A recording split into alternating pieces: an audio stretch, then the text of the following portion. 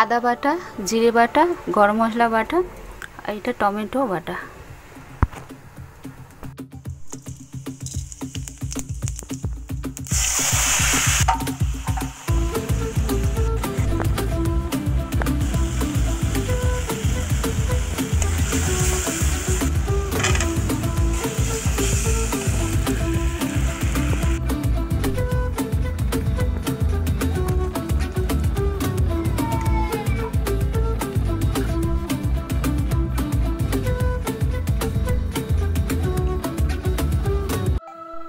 আলু বেগুন দিয়ে দুধিমচে শাক চচ্চড়ি, সয়াবিন আর পনিরের ঝোল নিরামিষ, আর এই যে আমের ঝোলটা, এটা টক মিষ্টি, খুব সুন্দর লাগে খেতে এই গরমে। তো কেমন লাগলো পুরো ভিডিওটা?